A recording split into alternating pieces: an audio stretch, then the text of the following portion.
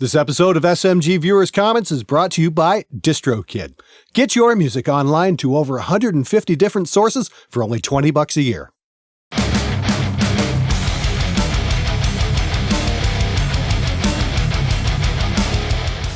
Hey everybody, how's it going? Welcome to episode 46 of SMG Viewers Comments.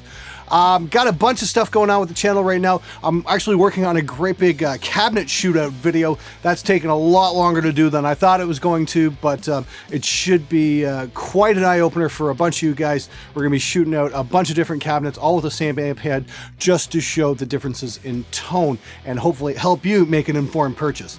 Anyway, enough of the yakking. Let's get to the questions. If humans aren't meant to deal with autotune, then why are all the best-selling songs auto-tuned? Well, the reason that is because a long time ago, labels stopped signing artists for their talent and started signing them for their looks. And when somebody isn't talented, you have to fix that. And that's the product they're trying to push. I mean, like in metal, it's not nearly as bad, but I mean, like pop music is just fucking horrendous. But then again, I mean, like pop music has always been total crap. Who can explain the success of Vanilla Ice in the early 90s? I mean, like, that was just total dog shit by any standard. Or Milli Vanilli, I mean, like, there's a great example. I mean, like, those guys didn't even sing on their own record, and they sold millions and won a fucking Grammy and all that. The truly talentless have always been at the top of the charts. It's just so much easier for labels to turn out complete and total bullshit these days. My cousin's banned from performing at one particular place because they were offended by his Rule Number 2 shirt, and I think that's beautiful. That's fucking amazing, and if you tell me that band's name, I will be more than happy to send them about 50 Rule Number 2 stickers so they can put them up all around that club's neighborhood. Hey Glenn, what do you think about the Tragically Hip tickets going out so fast? I'm from Kingston, so it was a really big deal. I'll be honest here, I'm not really a huge Tragically Hip fan. They're not really my thing, but I know they've had this huge loyal fan base. And for those guys who aren't in the know, their singer was diagnosed with terminal brain cancer. They're going out for one last tour. And the tickets lasted about a nanosecond online before they were all all scooped up by scalpers and ticket resellers and that kind of thing. And here's the interesting thing: in Canada, I do believe now somebody correct me if I'm wrong, but I do believe it's actually illegal to sell a ticket for more than its face value in the country of Canada. Unfortunately, that's a law that nobody seems to be bothered to enforce. Police seem to be far too interested in busting pot dispensaries in Toronto than actually like helping out consumers. It's a real fucking travesty, and a lot of people are going to get gouged. And hopefully, I hope a lot of the scalpers are outed. I know a Q107 DJ took down a scalper, made him drive like 4 hours to deliver these tickets, and it didn't happen. So good on that guy. And I hope more people, put the scalpers' feet to the coals because they fucking deserve it. Siegfried should start his own Dragon Force with blackjack and hookers, and also good guitarists and no keyboards. Yeah, I think I'd check that out. Truth be told, I'd probably watch just about any project that Siegfried's singing on. That guy just blows my mind. For those of you who don't know what I'm talking about, please check out my Moon on the Water video that we put out a couple weeks back. We spent months and months working on it, and turned out better than I could have ever hoped.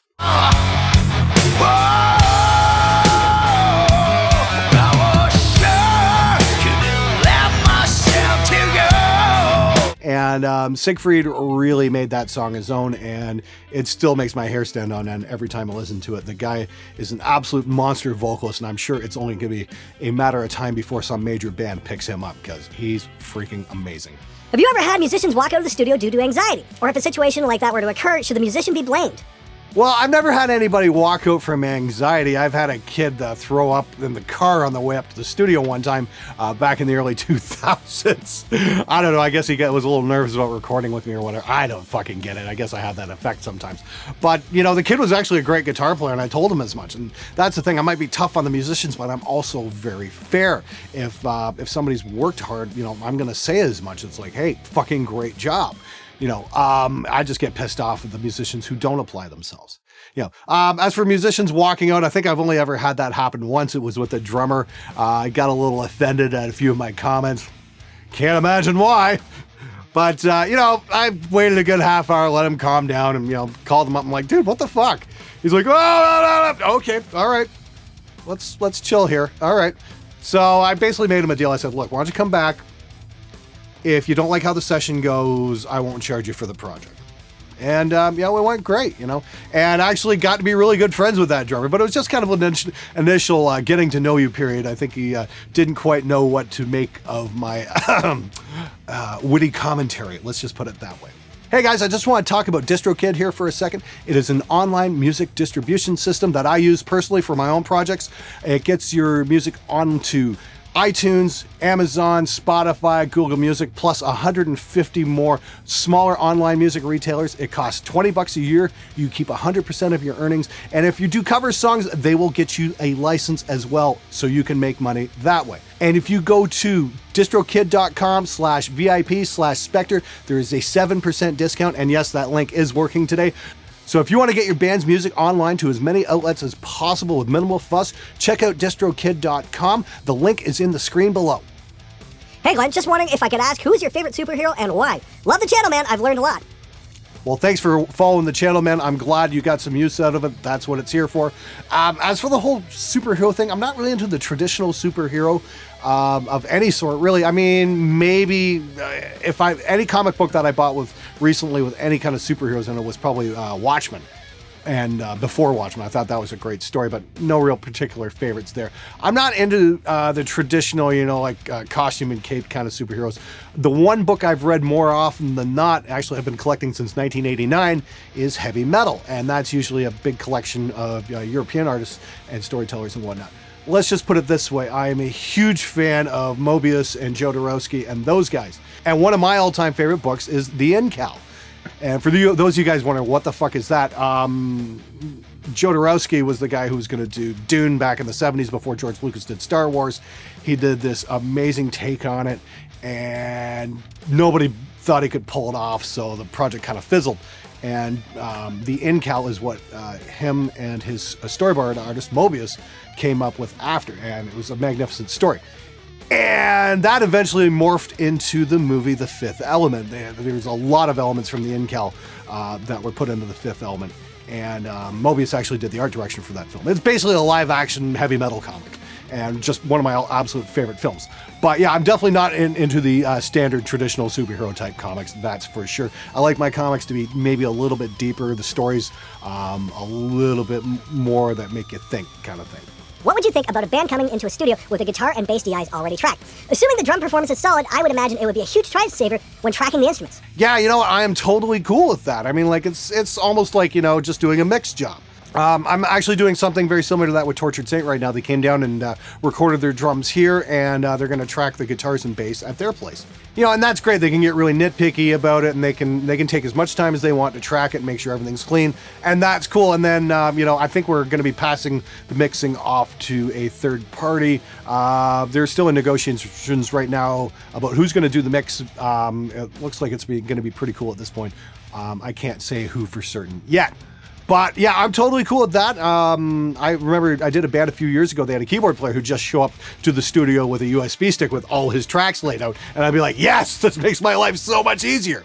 You know, so actually, if a band wants to do a lot of that stuff on their own, I'm totally cool with that. It just makes my job easier. It saves them money. I'm absolutely fine with that. Hey Glenn, I have a question for you. Is a reamp box absolutely required for reamping? As I understand it, the reamp box plays with resistance a bit and is basically an expensive glorified XLR to quarter-inch adapter. If I can run a signal directly out of my interface into my amp at correct levels, of course, why do I need this box? Thanks for the help. Well, that's just the thing. You can't run it out of your interface at the correct levels. A guitar signal is very, very, very low voltage. So your direct outs out of your interface are not set up for that. Yes, you absolutely need a reamp box to get the impedance correct. The guitar amp needs a proper resistance load across it, and again, your interface cannot supply that, whereas a reamp box can do that. It is absolutely necessary, and besides, it's your guitar tone. Why fuck with it? Saw Steel Panther for the first time last night. One of the greatest performances I've ever seen. I also saw Sebastian Bach, and what do you know? He cups the damn mic. I could barely hear him, and in between songs, he was bitching about how it's not his job to turn the mic on. Well, glad you like Steel Panther. I've been going on and on about their live show for ages. I've seen them like 4 or 5 times. They're absolutely fucking magnificent live. Bands, you know, if you really want to learn to see how it's done, how you engage your audience, go to a fucking Steel Panther show. They are mind-blowing.